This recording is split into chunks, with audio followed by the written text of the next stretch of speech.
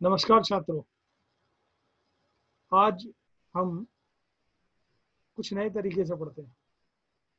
मैंने महसूस किया है कि पहले दो वीडियो जो मैंने आपके साथ बनाए थे उनमें मैंने आपको बोर्ड पर चीज़ें शॉर्ट में लिख दी थी और उसके पश्चात हमने उन पर चर्चा की थी। पर कुछ छात्र ऐसे भी हैं जिन्हें इस छोटी छोटी टर्मों को याद रखने में और समझने में थोड़ी परेशानी हुई। तो आज मैंने सोचा कि क्यों ना आपकी जो बुक है कक्षा 12 जीव विज्ञान की, उसका सहारा लेकर के और फिर आपको उस बुक से पढ़ाया जाए, ताकि आपको बुक में जो कुछ दिया हुआ है वो ज़्यादा अच्छे से क्लियर हो पाए। तो आज हम आपकी बुक के साथ उसमें जो कुछ लिखा है उसको समझते हुए इस वीडियो के माध्यम से हम पढ़ते हैं। तो एक बार पुनः मैं रविंद्र तिवारी, उच्च माध्यमिक शिक्षक, शासकीय मॉडल स्कूल राघोगढ़ से बात करते हैं। जीव विज्ञान कक्षा 12 अध्याय 3 जो आपकी स्क्रीन पर भी है, मानव जनन। मानव जनन से संबंधित ये वीडियो है, इसकी चर्चा हम करते हैं। तो जैसा कि आपको सामने दिख रहा है, अध्याय 3 मानव जनन। अब इस पूरे अध्याय में जिन चीज़ों की हम चर्चा करने वाले हैं वो एक है पुरुष जनन तंत्र, क्योंकि ये प्रजनन से संबंधित भाग है, पूरा पाठ है, यूनिट 1 का भाग है। इसमें हम सबसे पहले पढ़ेंगे पुरुष जनन तंत्र, फिर हम समझेंगे स्त्री जनन तंत्र। और इस किताब का जो उपयोग मैं कर रहा हूँ वो इसलिए भी कर रहा हूँ ताकि इस किताब में जो रंगीन चित्र हैं उनके माध्यम से हम चित्रों को आसानी से समझ सकें। तो आज हम इसके दो पार्टों की बात करेंगे, दो पार्ट की बात करेंगे। पहला पार्ट जो है वो है पुरुष जनन तंत्र, उसका चित्र देखेंगे, उसके विभिन्न भागों को, उसकी संरचनाओं को, उनके कार्यों को हम जानेंगे। और दूसरा भाग जो इस वीडियो में आज हम बात करेंगे जिसके बारे में, वो है स्त्री जनन तंत्र। तो हम शुरू करते हैं इस मानव में लैंगिक प्रजनन वाले भाग को। जैसा कि आपकी किताब में लिखा हुआ है कि मानव लैंगिक रूप से जनन करने वाला, मानव लैंगिक रूप से जनन करने वाला सजीव, प्रजक्त या जरायुज प्राणी है। तो इसमें ये एक शब्द आया है जरायुज प्राणी। जरायुज प्राणी से तात्पर्य ये है कि ऐसे इस पृथ्वी पर पाए जाने वाले ऐसे जीव जो जिनमें अंतः प्रजनन, अंतः निषेचन पाया जाता है, यानी दोनों युग्मकों का जो मिलन होता है वो मादा शरीर के अंदर होता है और ये बच्चों को जन्म देते हैं।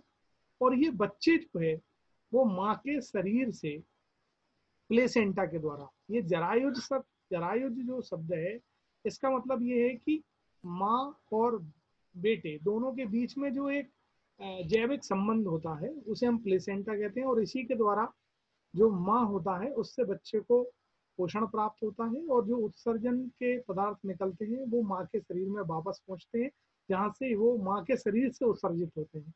तो ये जो संबंध होता है एक नलिका रूपी, टिश्यू रूपी संरचना होती है, नलिका के रूप में पाई जाती है, काफी लंबी होती है, जिनमें ये पाई जाती है। या ऐसे प्राणी जो इस नाल के साथ, इस नली रूपी संरचना के साथ जन्म लेते हैं, ऐसे प्राणियों को हम जरायुज प्राणी कहते हैं। तो ये एक शब्द था जरायुज, जिसका मतलब हम सीधा सीधा समझें तो प्लेसेंटा होता है। मानवों में जनन घटना के अंतर्गत युग्मकों की संरचना, इस संबंध में हमने बात की थी कि जो नर होता है उसमें नर युग्मक बनते हैं, जो मादा होती है उसमें मादा युग्मक बनते हैं। यदि मनुष्य में हम बात करें तो नर युग्मक मतलब कि शुक्राणु और मादा युग्मक यानी अंडाणु, अर्थात पुरुष में शुक्राणु तथा स्त्री में अंडाणु का बनना। स्त्री जनन पथ में शुक्राणुओं का स्थानांतरण, वीर्य सेचन, और पुरुष तथा स्त्री के युग्मकों का संलयन यानी निषेचन, अंत निषेचन पाया जाता है। और इन दोनों के मिलने से निषेचन की प्रक्रिया होती है और निषेचन का जो परिणाम होता है वो जायगोट निर्माण के द्वारा होता है। जायगोट एक द्विगुणित संरचना होती है। जैसा कि हम जानते हैं कि जो मनुष्य होता है उसमें जब युग्मकों का निर्माण हो जाता है तो वे हैप्लॉइड होते हैं कि उनमें अर्धसूत्री विभाजन होता है और जो शुक्राणु और अंडाणु बनते हैं वे हैप्लॉइड होते हैं, यानी उनमें क्रोमोसोम्स नंबर आधा हो जाता है, और जब ये दोनों मिल जाते हैं तो वापस से द्विगुणित हो जाते हैं, और इस द्विगुणित एक सेल को हम जायगोट के रूप में जानते हैं। और उसके बाद फिर धीरे धीरे जो जायगोट होता है उसमें विभाजन होता है, समसूत्री विभाजन होता है, और 1 से 2 सेल, 2 से 4 सेल, 4 से 8 सेल, 8 से 16, 16 से 32, और इस तरह से एक बहुकोशिकीय संरचना बन जाती है जिसे हम कोकरपुटीय ब्लास्टोसिस्ट कहते हैं। इसके पहले मोरूला और ब्लास्टुला अवस्थाएं भी पाई जाती हैं, लेकिन ये ब्लास्टोसिस्ट की जो संरचना होती है उसमें 3 लेयर का निर्माण हो जाता है। जो कोशिकाएं पूरी होती हैं वे 3 लेयर में जम जाती हैं, एक्टोडर्म, मीजोडर्म और एंडोडर्म, और बीच में एक रिक्त कोशिका पाई जाती है। उसे इस संरचना को हम कोकरपुटी या ब्लास्टोसील कहते हैं। फिर इसका धीरे धीरे परिवर्तन होता है, यानी धीरे धीरे इसका विकास होता है, और ये जो निषेचन की प्रक्रिया जो कि मादा के, स्त्री के फैलोपियन ट्यूब में हुई थी, वहां से ये जो डेवलप्ड संरचना है, ब्लास्टोसील संरचना है, ये वहां से स्थानांतरित होकर के और माता के गर्भाशय में आकर के स्थापित हो जाती है, और जो गर्भाशय की जो बाहरी दीवार है उसके साथ ये चिपक जाती है, स्थापित हो जाती है, और इसको अपन अंतःरोपण के नाम से जानते हैं, इम्प्लांटेशन के जिसे अपन कहते हैं अंतःरोपण। इस ये वहां पर स्थापित हो जाती है, और यहीं पर जो पहले शब्द आया था जरायुज, यहाँ पर जैसे ही ये जो ब्लास्टोसीलिया जो भ्रूण है, बहुकोश की भ्रूण है, ये जैसे ही गर्भाशय की दीवार से चिपकता है, वैसे ही वहां पर भ्रूण और मादा की जो गर्भाशय है उसके बीच में एक ऊतकीय संरचना का निर्माण होता है, और ये ऊतकीय संरचना इधर माता के शरीर में गर्भाशय की दीवार से एक प्लेट नुमा संरचना के रूप में डेवलप होती है, और दूसरी तरफ ये परिवर्तित या विकासीय अवस्था में जो भ्रूण होता है उससे संलग्न होती है, और दोनों के बीच में एक नलिकीय संबंध बन जाता है जिसे जरायुज कहते हैं। और ये जन्म के समय भी जो शिशु होता है उसके साथ बाहर निकल के आती है, जिसे काट करके अलग कर दिया जाता है, और इस प्रकार से जो जीव जन्म लेते हैं उन्हें हम जरायुज प्राणी कहते हैं। तो ये सारी प्रक्रिया जो है वो चलती रहती है, और इस तरह से जो स्त्री और पुरुष है उसमें प्रजनन की प्रक्रिया के द्वारा नए जीव का निर्माण होता है। फिर उसका जब वो पूरा अपनी गर्भावधि जो है वो पूरी कर लेता है, जो कि लगभग 8 से 9 महीने होती है, और इसके पश्चात प्रसव के द्वारा शिशु का जन्म होता है, और फिर एक नया जीव जन्म लेता है, और इस पूरी प्रक्रिया को हम प्रजनन के रूप में जानते हैं। और हमने ये पहले भी पढ़ा है कि जो प्रजनन है उसी के द्वारा इस पृथ्वी पर जीवन की निरंतरता बनी हुई है, जातियों का जो निरंतरता बनी हुई है, जातियों का जो विकास हो रहा है वो इसी प्रजनन की प्रक्रिया के द्वारा ही संभव हो रहा है। तो ये जो घटनाएं होती हैं, जनन की घटनाएं होती हैं, ये किसी भी जीव में यौन आरंभ के पश्चात संपन्न होती है। यौन आरंभ से तात्पर्य यहाँ पर ये है कि किशोर अवस्था जब खत्म हो जाती है उसके बाद यौन आरंभ शुरू होता है, यानी जो मनुष्य होता है उसमें स्त्री और पुरुष दोनों में प्रजनन के लिए जो हार्मोन्स विकसित होते हैं उनका निर्माण हो जाता है, जो प्रजनन अंग होते हैं उनमें युग्मकों का निर्माण शुरू हो जाता है, और कुछ शारीरिक और मानसिक परिवर्तन दिखाई देते हैं। ये जो समय होता है इसको हम मानव जीवन में यौन आरंभ के रूप में जानते हैं, और उसके फलस्वरूप जीवों में प्रजनन की पूरी प्रक्रिया संपन्न होती है। हम यहाँ पर ये भी समझेंगे कि जो मनुष्य होता है, नर होता है, उसमें युग्मकों का निर्माण यानी शुक्राणुओं का निर्माण उसके पूरे जीवन काल में जारी रहता है। यानी हम समझें कि यौन आरंभ से लेकर के और जो नर होता है, जो मनुष्य होता है, जो पुरुष होता है, उसमें शुक्राणुओं का निर्माण पूरे जीवन भर जारी रहता है, जबकि स्त्रियों में अंडाणुओं का जो बनना होता है वो एक निश्चित समय, यानी जिसे अपने यौनारंभ कहते हैं, तब से शुरू होता है और लगभग 45 से 50 साल तक ही चलता है। उसके पश्चात उसमें अंडाणुओं के निर्माण होने की जो प्रक्रिया होती है वो समाप्त हो जाती है। यानी इसके पश्चात जो स्त्री है वो किसी भी प्रकार से गर्भ धारण नहीं कर सकती, बच्चों को जन्म नहीं दे सकती है। तो ये कुछ इंट्रोडक्शन था जिसकी बात हम कर रहे थे, मानव में लैंगिक प्रजनन की। साथ ही साथ हम ये भी समझेंगे कि ये जो पूरा पार्ट है, इसमें हम ये समझेंगे कि जो मनुष्य होता है वो एक लिंगाश्रय है, यूनिसेक्सुअल जिसे हम कहते हैं। यानी कि इसमें स्त्री और पुरुष दोनों अलग अलग होते हैं।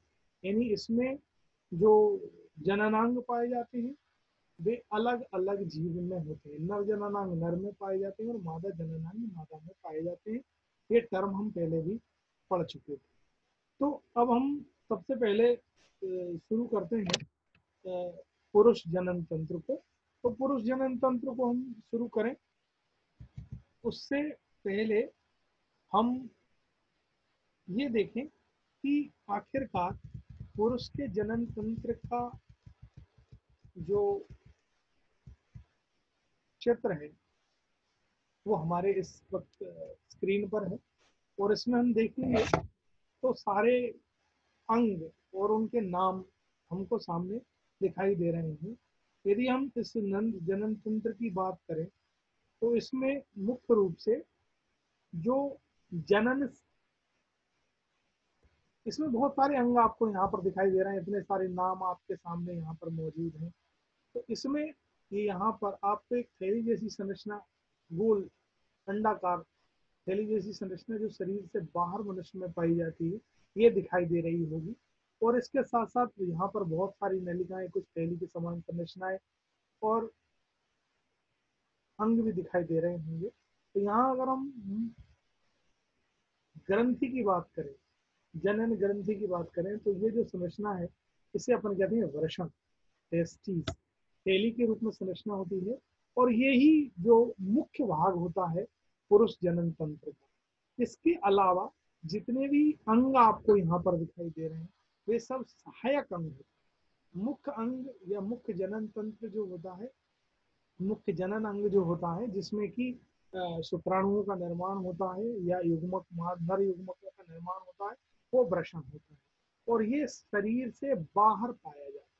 ये शरीर से बाहर इसलिए पाया जाता है क्योंकि मनुष्य में जो नर युग्मक यानी शुक्राणु निर्माण होता है, उनको निर्मित होने के लिए, उनका डेवलपमेंट होने के लिए, उनका विकास होने के लिए शरीर से, जो शरीर का तापमान है उससे तकरीबन 2 से 4 सेंटीग्रेड ताप कम की आवश्यकता होती है। यानी हमारे शरीर का जो ताप है, यदि ये शरीर के अंदर पाए जाते तो इसमें शुक्राणुओं का निर्माण नहीं हो सकता था, क्योंकि शुक्राणुओं के निर्माण के लिए शरीर का जो ताप है उससे कम ताप की आवश्यकता होती है। इसीलिए शरीर से बाहर एक थैली में पाया जाता है जिसे हम वृषण कोश के रूप में जानते हैं। तो हम पहले सबसे पहले बात करते हैं कि इसमें मुख्य रूप से कौन कौन से अंग जो है मानव के नर जनन तंत्र में पाए जाते हैं। तो ये जो मुख्य अंग हैं इनमें सबसे पहले एक जोड़ी वृषण पाए जाते हैं। ठीक है। दूसरा जो पाया जाता है वो होता है अधिवृषण। ठीक। तीसरा जो होता है वो होता है शुक्रवाही का। चौथी जो होती है संरचना, ये अंग जो होता है वो होता है शुक्राशय। हम इनको सबको डिटेल में पढ़ेंगे एक एक करके, अभी हम केवल उनके नामों से परिचित हो रहे हैं। यदि आपसे कोई ये पूछे कि नर जनन तंत्र के नाम बताइए, तो हम बता सकते हैं कि वृषण जो होते हैं वो मुख्य भाग होते हैं। उसके बाद अभिवृषण, शुक्रवाहिका, शुक्राशय, मूत्रमार्ग, शिश्न और प्रोस्टेट ग्लैंड, ये जो सारे नाम हमने यहाँ पर लिए, ये सब यहाँ पर हमको दिखाई भी दे रहे हैं। अगर आप देखेंगे तो ये देखिए यहाँ पर ये वृषण है, ये वृषण कोश है, ठीक है। और इसके बाद इसके ऊपरी वाले भाग पर हम यहाँ जाएंगे तो ये देखिए शुक्राशय है, ठीक है। उसके बाद ये शुक्रवाहिका है, और जो ग्लैंड की हमने बात की थी, ग्रंथि जो पाई जाती है, ये पुरस्थ या प्रोस्टेट ग्लैंड होती है। उसके बाद ये एक संरचना होती है जिसे अपने शिश्न या लिंग कहते हैं, और इसी के द्वारा जो शुक्राणु होते हैं वे मादा के शरीर में पहुंचाए जाते हैं, स्थानांतरित किए जाते हैं। तो धीरे धीरे करके ये एक डायग्राम था। यदि हम इसको और डिटेल में देखना चाहें सामने से, ये एक जिसे अपन कहें कि आरेखीय कार्ड थी। यदि हम इसको देखें तो सामने से भी हम इसको देख सकते हैं, शायद बहुत बहुत स्पष्ट हो पाए। यहाँ देखिए आप, ये एक सामने से लिया हुआ अनुदैर्ध्य कार्ड है। इसमें आप देखिए तो ये दोनों मैंने बताया था एक जोड़ी, यानी दोनों साइड में, हालांकि एक ही कोश में पाए जाते हैं लेकिन ये दो होते हैं, है ना। और ये दो वृषण आपको दिखाई दे रहे हैं यहाँ पर, ठीक है। ये एक वृषण है, ये एक दूसरा वृषण है, ठीक है। उसके बाद यहाँ पर ये आपको दिख रहा होगा कोश, एक थैली जैसी संरचना, इसे अपन कहते हैं वृषण कोश, ठीक। इसमें बहुत सारी नलियों का जाल पाया जाता है, ठीक।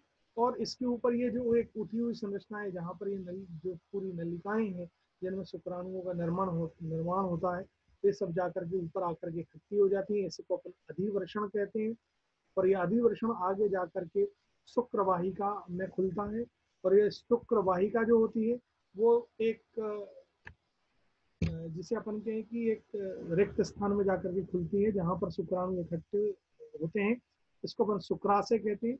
और ये शुक्राशय से निकलती हुई एक नलिका जो है वो इस शिश्न में प्रवेश करती है। ये एक नलिकाकार मस्कुलर स्ट्रक्चर, पेशीय संरचना होती है, और इसके द्वारा ये जो शुक्राणु होते हैं वो मादा के शरीर में पहुंच जाते हैं। तो हम एक एक करके जो आपकी किताब में जितनी चीजें लिखी हुई हैं उन सब की अपन एक एक करके चर्चा करते हैं। अपन वापस अपने पहले वाले भाग पर पहुंचते हैं और वहां से अपन इसको पढ़ना शुरू करते हैं। तो ये देखिए यहाँ पर लिखा हुआ है कि जो न पुरुष जनन तंत्र है उसकी हम बात कर रहे हैं। पुरुष जनन तंत्र की हम बात करते हैं तो पुरुष जनन तंत्र जैसे कि चित्र में दिख रहा है, यहाँ पर हमारा जो पेल्विस रीजन है, यानी जो दोनों पैर, जो हमारी कमर वाला हिस्सा है, उस कमर वाले हिस्से के नीचे जो पूरा क्षेत्र पाया जाता है, जहाँ पर दोनों श्रोणी श्रोणी मेखलाएं मिलती हैं, पेल्विस गर्डल मिलती हैं, उनके बीच में व्यवस्थित होता है।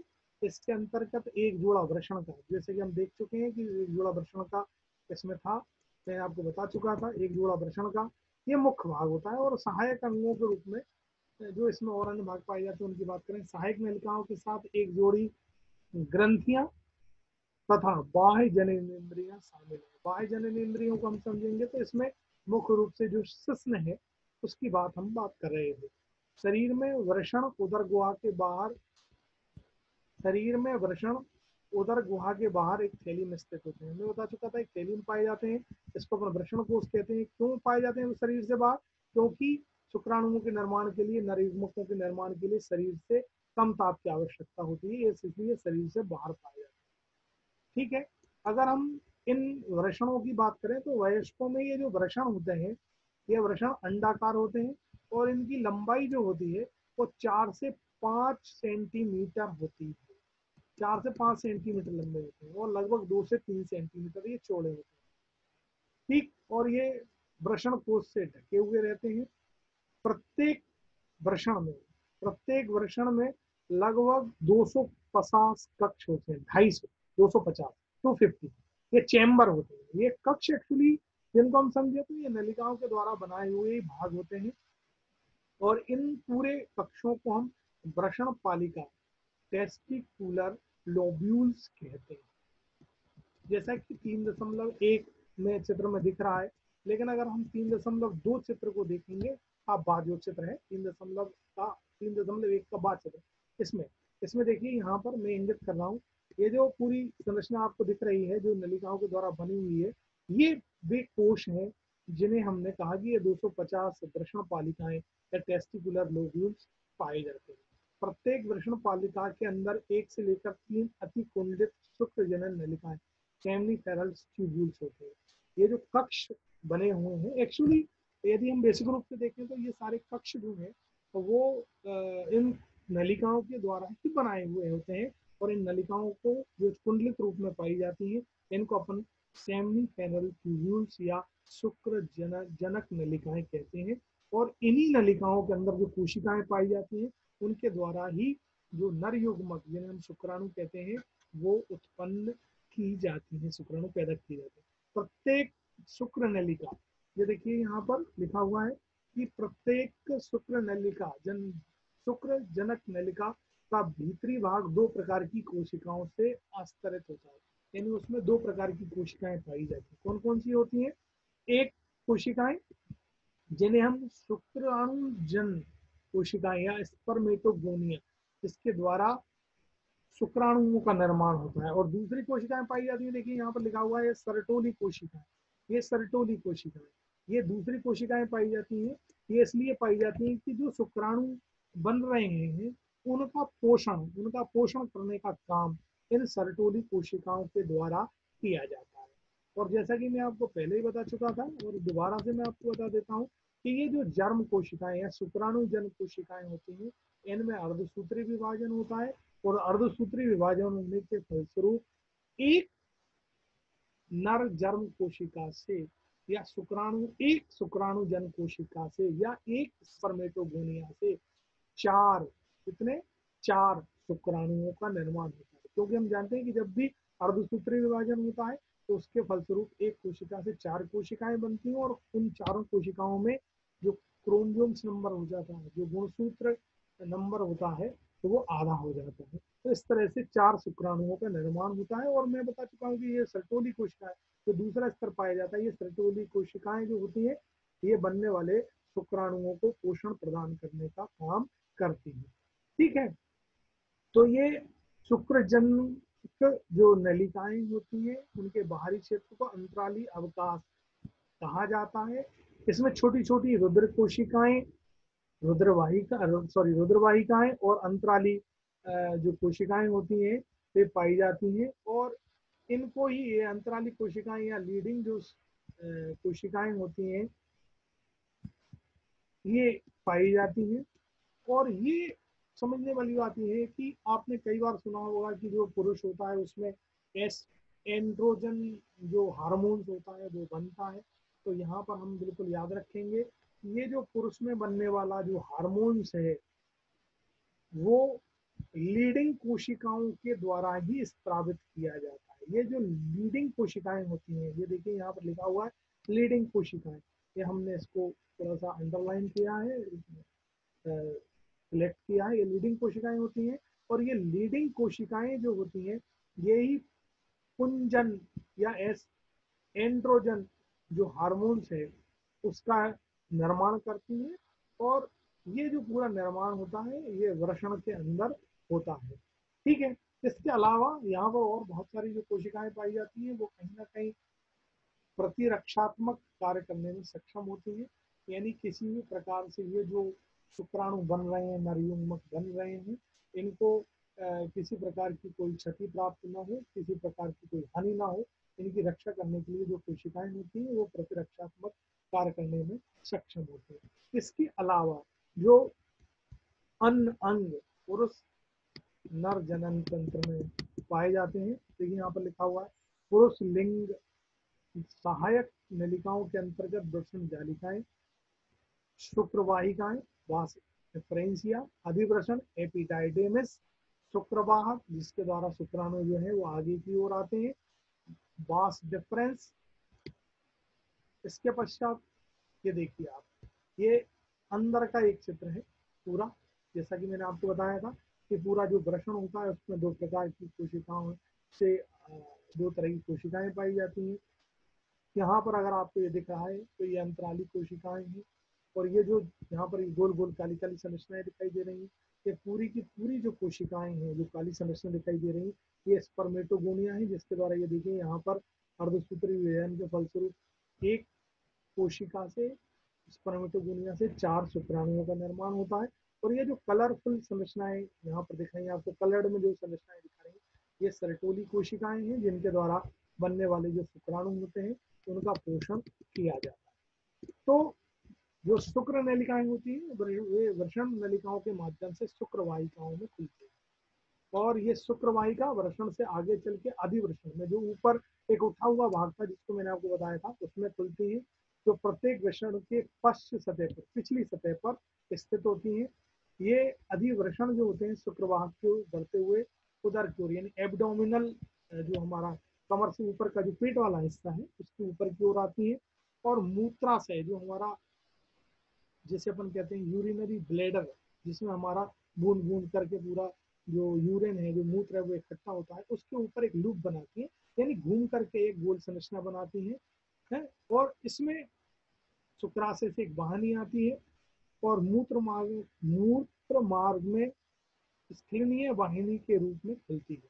ये नलिकाएं जो होती हैं, मैंने आपको बस बताया था कि ये जो वृषण में जितने भी शुक्राणु बनते हैं ये इनको लेकर के लाती हैं, और शुक्राणुओं का भंडारण जो होता है शुक्राशय में, वहां पर आकर के ये पूरे जो शुक्राणु होते हैं वो इकट्ठे हो जाते हैं, और जब भी प्रजनन की प्रक्रिया होती है तो उसके द्वारा इसका स्थानांतरण मूत्र मार्ग के द्वारा ही, कोई अलग से मार्ग नहीं होता है, एक ही मार्ग होता है जो पुरुष के शिश्न में पाया जाता है, उसी के द्वारा जो पुरुष होता है तो वो मूत्र का विसर्जन करता है, और उसी के द्वारा जो शुक्राणु होते हैं उसको भी स्थानांतरित किया जाता है। ठीक है, तो ये बाहर की ओर एक पेनिस के माध्यम से या लिंग के रूप में, लिंग में पाई जाती है, एक नलिका, लंबी नलिका पाई जाती है, और ये बाहर की ओर आकर के खुलती है, जिसे मूत्राशय मुख कहते हैं। तो ये पाया जाता है। अब यहाँ देखेंगे हम कि जो शिश्न है ये एक सहायक अंग होता है, ये पुरुष के बाहरी जनेन्द्रिय हैं, आउटर सतह पर पाए जाने वाले भाग होते हैं। ये विशेष प्रकार के ऊतकों का बना होता है, और ये ऊतक जो होते हैं ये जब भी इनमें घर्षण की प्रक्रिया होती है तो ये इनमें इरेक्शन होता है, और इरेक्शन इसलिए होता है ताकि ये लंबाई में थोड़ा सा बढ़ जाता है, और इसके बढ़ने के फलस्वरूप जो जो इंसेमिनेशन, वीर्य सेचन, या जो वीर्य या जो शुक्राणु पूरे होते हैं उनको मादा के शरीर में बहुत सुगमता से और आसानी से वहां तक पहुंचा दिया जाता है जहां पर कि इनके द्वारा निषेचन की प्रक्रिया संपन्न हो पाए। तो ये एक होता है, और इन सहायक ग्रंथियों के अलावा मैंने आपको बताया था कि यहाँ पर पूरे जो नर जनन तंत्र होता है उसमें सहायक ग्रंथियां कुछ पाई जाती हैं। एक जोड़ा शुक्राशय और एक प्रोस्टेट ग्रंथि जो पाई जाती है, और साथ ही साथ एक जो ग्रंथि होती है बल्वो यूरेथ्रल ग्रंथि, बल्वो यूरेथ्रल ग्रंथियां पाई जाती हैं। और जैसा कि मैंने बताया आपको कि जो शुक्राणु होते हैं वो जब बन जाते हैं, लेकिन उनको एक माध्यम की आवश्यकता होती है उसको स्थानांतरित होने के लिए, वे सीधे सीधे स्थानांतरित नहीं हो सकते, उनको कुछ तरल माध्यम की आवश्यकता होती है। और ये सारी जो ग्रंथियां होती हैं जिनको अपन ने पोरस प्रोस्टेट ग्लैंड और बल्बो यूरेथ्रल ग्रंथियां कहा है, ये सब ग्रंथियां जो होती हैं वो एक प्रकार का तरल स्त्राव निकालती हैं, जिसे अपन सेमिनल कहते हैं। ये तरल या सुक्रिय प्लाज्मा जिसे अपन कहते हैं, जिसमें कि फ्रक्टोज पाया जाता है। फ्रक्टोज को हम समझेंगे तो फलों में जो मीठापन होता है, फलों में जो मीठा रस होता है वो एक प्रकार की शुगर होती है, जिसे अपन फ्रक्टोज कहते हैं। इसके अलावा इसमें कैल्शियम पाया जाता है और बहुत सारे एंजाइम पाए जाते हैं।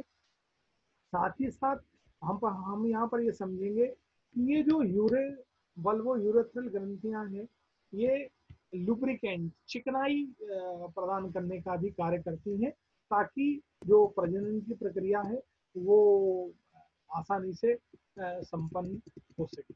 तो ये हमने देखा, ये कुछ नर जनन तंत्र का वर्णन हमने यहाँ पर देखा। अब जो नेक्स्ट आपके सामने चित्र है वो मादा जनन तंत्र का चित्र है। ये एक लंबवत काट यहाँ पर दिखाई दे रही है, और लंबवत काट में आपको यहाँ पर बहुत सारे अंग दिखाई दे रहे होंगे, जैसे कि यहाँ पर आप देखेंगे तो सबसे जो भाग है जहाँ पर कि गर्भ का पूरा विकास होता है, जो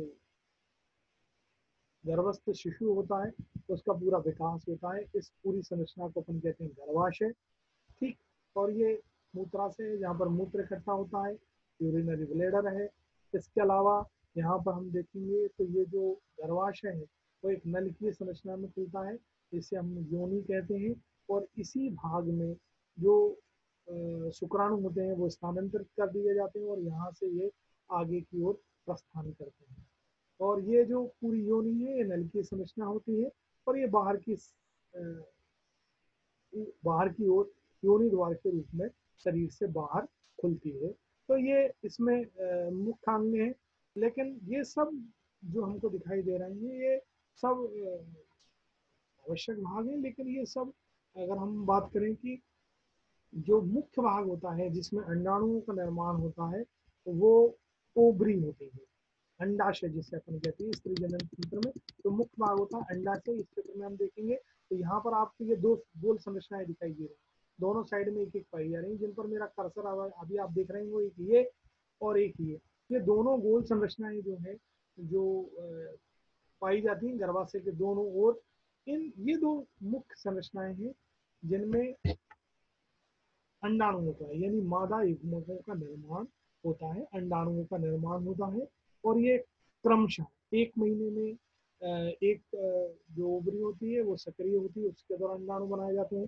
और दूसरी बात, दूसरी जो अंडाशय है ओवरी है उसी के द्वारा अंडाणुओं का निर्माण होता है। और हम समझेंगे कि ऐसा क्यों होता है और आखिरकार ऐसी क्या बात होती है कि केवल 45 से 50 साल तक ही किसी मादा में अंडाणुओं का निर्माण होता है, उसके पश्चात क्यों नहीं होता है। इन सारी चीज़ों की हम बात करेंगे अपने अगले वीडियो में। आज के लिए हम इतना ही इसमें लेते हैं अगले वीडियो में, जिसमें हम मादा जनन तंत्र की बात करेंगे और उससे आगे जो युग्मक निर्माण होते हैं उसकी बात करेंगे। आज के लिए इतना ही। नमस्कार।